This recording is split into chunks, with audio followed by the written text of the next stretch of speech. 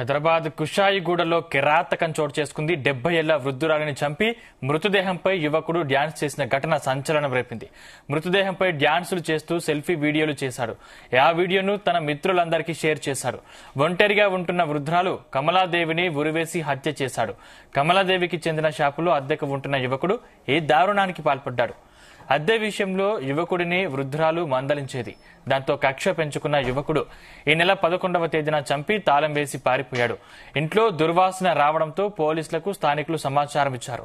మృతదేహాన్ని రికవరీ చేసుకుని పోస్టుమార్టం కోసం పంపారు. యువకుడు పంపిన వీడియో బెంగళూరులో వైరల్ కావడంతో పోలీసులకు సమాచారం చేరింది. పారిపోయిన యువకుడి కోసం పోలీసులు గాలిస్తున్నారు.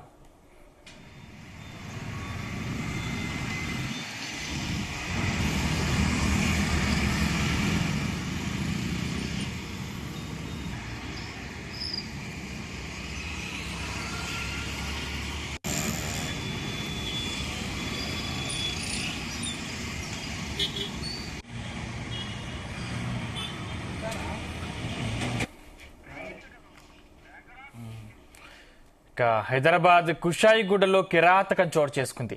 70 ఏళ్ల వృద్ధురాలిని చంపి మృతదేహంపై యువకుడు డ్యాన్స్ చేసిన ఘటన సంచలనం రేపింది.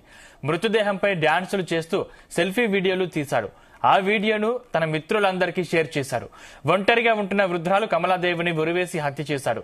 కమలాదేవికి చెందిన షాపుల్లో అద్దెకు ఉంటున్న యువకుడు ఈ దారుణానికి పాల్పడ్డాడు. అద్దె విషయంలో యువకుడిని వృద్ధురాలు మందలించేది. దాంతో కక్ష పెంచుకున్న యువకుడు ఈ నెల 11వ తేదీన చంపి తాళం వేసి పారిపోయాడు.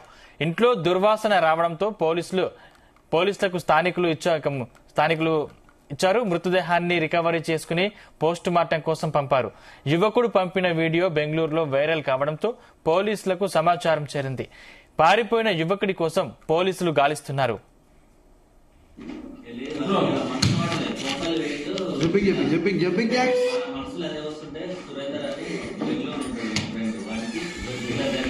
ఇదే అంశానికి సంబంధించిన మరింత సమాచారం మా క్రైమ్ బ్యూరో చీఫ్ రవితేజ అందిస్తారు. రవితేజ, కుషాయిగూడ కేసుకు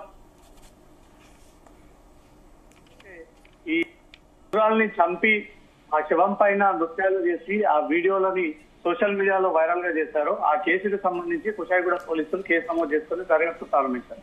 14వ తేదీన పోలీసులు తెలిపినటువంటి వివరాల ప్రకారంగా కృష్ణానగర్ రోడ్ నెంబర్ 5 నందు ఒంటరిగా ఉంటున్నటువంటి మహిళ కమలాదేవి, ఆ కమలాదేవి ఇంటి ఓనర్ గా ఉంటుంది. ఈ కమలాదేవి రెంట్ విషయంలో అడగడం కారణంగా ఈ యువకుడు తన ఇంటి రెంట్ విషయంలో గొడవ రావడంతో ఈ కమలాదేవిని అత్యంత దారుణంగా ముందుగా ఉరేసి అనంతరం హత్య చేసినటువంటి శవం పైన కూర్చొని తన డాన్స్ చేస్తూ ఆ వీడియోలు స్వయంగా తనే చిత్రీకరణ చేసి తిరిగి అతను సోషల్ మీడియాలో వైరల్ గా చేయడంతో ఈ వీడియో కాస్త పోలీసుల చెంతకు చేరడము, పోలీసులు దీనిపైన దర్యాప్తు చేయడము, అతను హైదరాబాద్ కి చెందినటువంటి వీడియో అంటూ కూడా పోలీసులు ఒక నిర్ధారణకు వచ్చి అతను అదుపులోకి కూడా తీసుకున్నట్టుగా తెలుస్తుంది. ఈ కమలాదేవిని కేవలం రెంట్ విషయంలోనే చంపాల్సి వచ్చిందా లేదా ఇతర కారణాలు ఏవైనా ఉన్నాయా, గతంలో నుంచి వీరి మధ్యలో ఏవైనా కలహాలు ఉన్నాయా అనే కోణంలో కూడా కుషాయిగూడ పోలీసులు ఈ కేసుకు సంబంధించినటువంటి దర్యాప్తుని కొనసాగిస్తా ఉన్నారు. అంటే అతని మీద ఎన్ని సెక్షన్ల కింద కేసు నమోదు చేశారు రవితేజ? కొత్త బిఎన్ఎస్ చట్టం అతని పైన నమోదు చేశారు.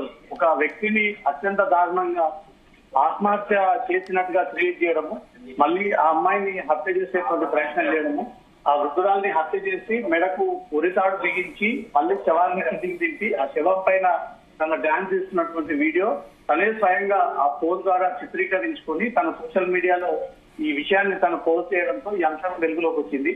ఆ మహిళ చనిపోయినప్పుడు 14వ తేదీన సస్పెక్ట్ డెత్ కింద భావించినటువంటి పోలీసులు దీన్ని వీడియో వచ్చిన తర్వాత చనిపోయినటువంటి మహిళ ఈ ఇంట్లో ఉన్నటువంటి యువకులు ఒకటైనా కాదా అని దాంతో కూడా పోలీసులు దీనిపై ఇన్వెస్టిగేషన్ చేసి ఈ వివరాలన్నీ కూడా బయటికి రిలీజ్ చేయడం జరిగింది. Thank you Raviteja.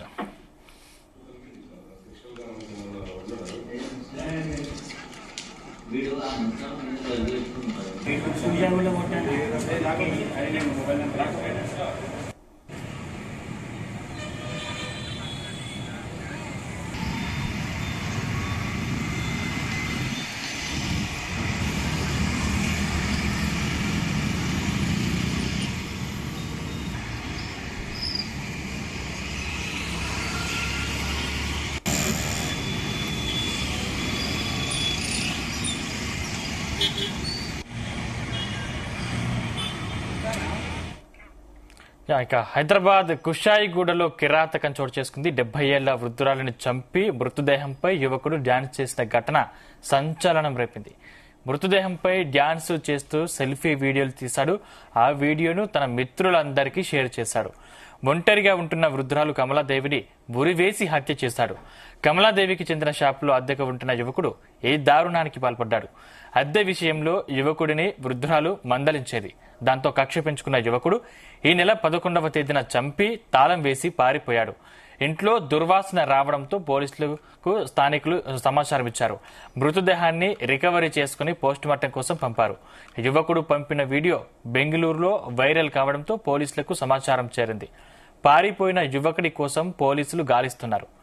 Right Raviteja, ఈ సస్పెక్ట్ కిందికి ముందుగా పోలీసులు భావించారు. ఈ కేసుని దర్యాప్తు జరిపిన తర్వాత ఈ అంశం వెలుగులోకి వచ్చింది. పోలీసులు ఈ కమలాదేవి చనిపోయిన తర్వాత మీడియాకు ఒక నోట్ కూడా రిలీజ్ చేయడం జరిగింది. 14వ తేదీన పోలీసులు కృష్ణానగర్ రోడ్ నెంబర్ 5 ఒంటరిగా ఉంటున్నటువంటి కమలాదేవి అనే మహిళ తన ఇంటిలో అనుమానాస్పద స్థితిలో చనిపోయి ఉందని, ఆదివారం రోజు మృతురాలి ఇంటి నుంచి దుర్వాసన రావడం గమనించినటువంటి స్థానికులు పోలీసులకు సమాచారం అందించడము, సమాచారం అందుకున్నటువంటి వెంటనే పోలీసులు స్పందించి ఘటనా స్థలానికి చేరుకుని బద్దలు కొట్టి లోపలికి వెళ్లి ఈ మరణించి కుళ్ళిపోయినటువంటి స్థితిలో ఉన్నటువంటి ఈ మహిళ మృతదేహాన్ని పరిశీలించిన తర్వాత పోలీసులు ఇమీడియట్ గా మృతదేహాన్ని పోస్ట్మార్టం నిమిత్తం గాంధీ ఆసుపత్రికి తరలించి ఆ తర్వాత మృతురాలు స్వస్థలం రాజస్థాన్ కాగా హైదరాబాద్ నుండి స్థిరపడి ఇక్కడే నివాసం ఉంటుంది. ఇదే కమలాదేవి నివాసం ఉంటున్నటువంటి ఇంట్లో ఒక యువకుడికి చాలా రోజులుగా రెంట్ కి అద్దె ఇచ్చింది. ఆ రెంట్ విషయంలో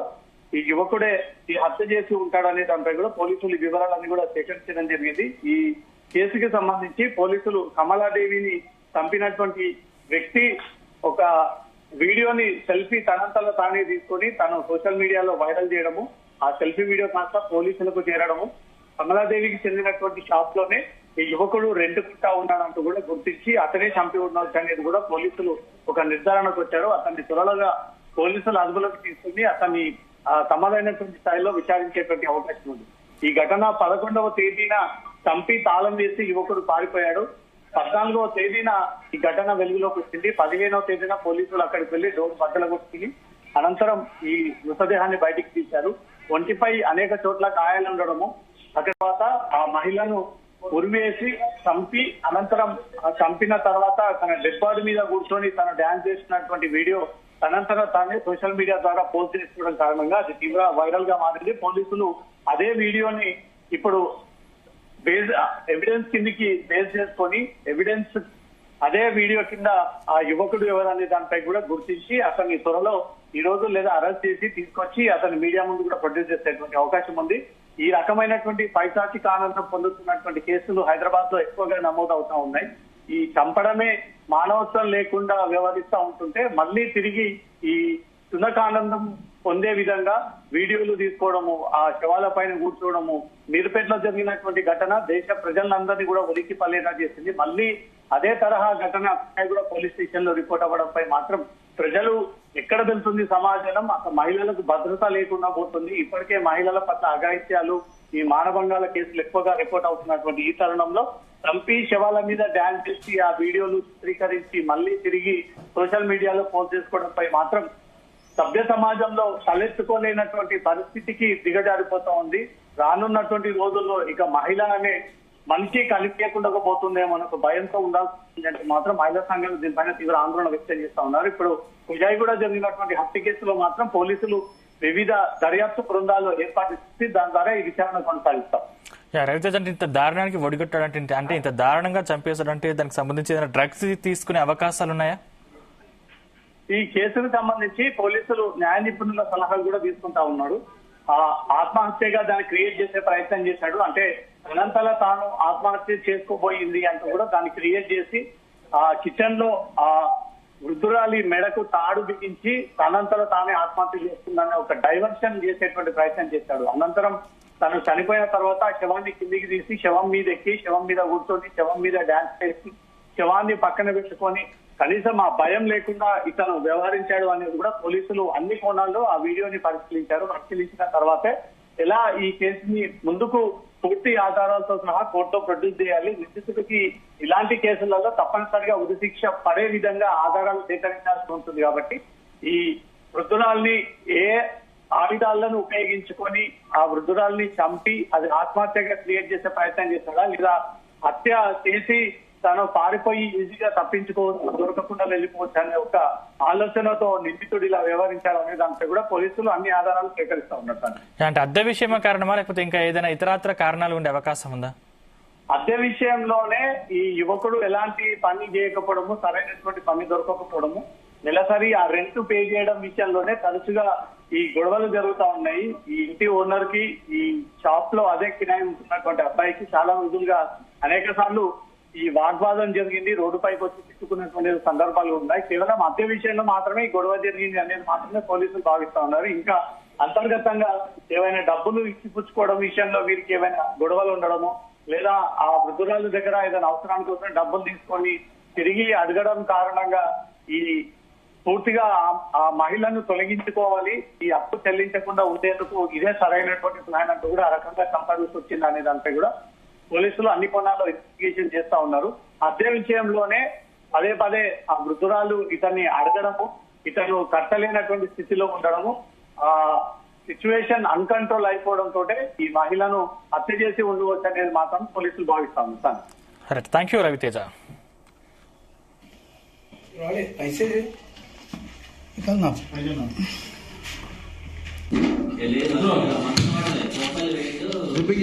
జంపింగ్ మనసులో అదే వస్తుంటే సురేందర్ అని బెంగళూరు ఉంటుంది ఫ్రెండ్, వానికి ఇలా జరిగిందని చెప్పేసి వీడియో పెట్టాడు. నమ్మడు, ఇలా చేసిన అంటే నమ్మకుంటే వీడియో పెట్టాడు. వీడియో పెడితే అలా నా వీడియో తీసుకున్నావు అంటే వీడియో డిలీట్ చేసి గూగుల్ ఫోటోలకి